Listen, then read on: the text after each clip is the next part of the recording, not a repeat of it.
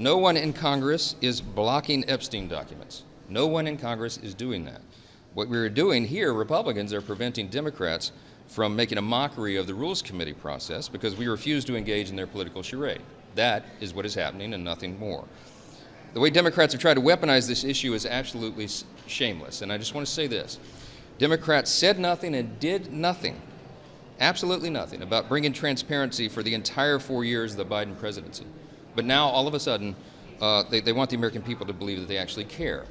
Their actions belie their words. We're in lockstep with President Trump and his administration on this issue. We are pushing for the release of all credible information to be released with regard to the Epstein matter. I would note also that there are real issues, legal issues, with the CANA resolution, with the Massey resolution. CANA's has no protection whatsoever for the victims of these horrible, unspeakable sex crimes, and Massey's doesn't go far enough. Additionally, the President has directed the Department of Justice to pursue the release of grand jury information, and that is happening as we speak. Every single one of us are for maximum transparency, and we'll use every power that we have to ensure that that's done.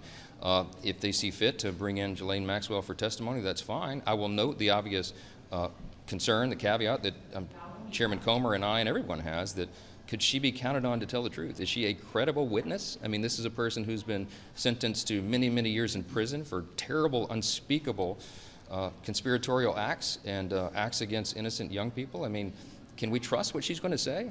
Even if she raises her hand and says that she'll testify under oath, is that something that can be trusted? You know, that's a reasonable question. Is that credible evidence? I don't know. But we'll have to see. We have to, uncover everything that we can and let the American people evaluate it. No, we don't have any fear. No, hold on. No, Reese, no. There's no fear here. No, there's no fear. There's no fear. We're not going to allow the Democrats to use this as a political cudgel. Remember, they had 4 years. Hold on. The Biden administration held the Epstein files for 4 years. Not a single one of these Democrats or anyone in Congress made any peep about that at all. They could have brought a discharge petition at any point in the last 4 years. They chose not to. They waited until President Trump was elected. I think that's very suspect. And I will not allow the House to be drug into political gamesmanship.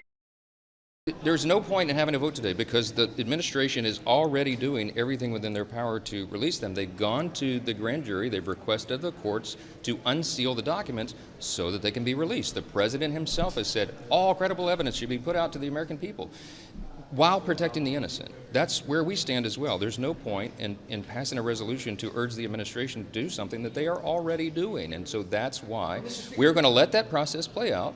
This is not out of fear in any way. What we're trying to do is maximize transparency and stand for the truth. We want, wait, let me say this, very important. We want every single person who was involved in any way in the Epstein evils to be brought to swift justice. We want the full weight of the law to fall upon their head. And I will do everything within my power to make sure that is possible. That process is underway right now, and we'll see how it plays out. Are you using the phrase that there's no daylight between you and the White House? Yeah. I'm the leader of the most important branch of government. In my view, it is Article 1.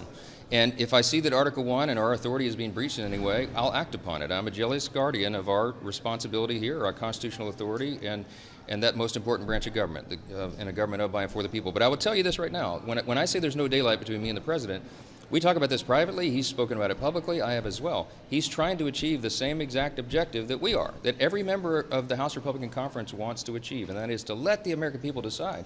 This information should have come out a long time ago. I've been an advocate of that. We all have. But that process is underway right now. Now, we've got to jealously guard that and protect it and make sure it's happening. And if it doesn't, then we'll take appropriate action when everybody returns here. But we have to allow the court process to play out. That's how it works. I used to be a litigator. There is a standard here, a legal standard that everybody cannot forget.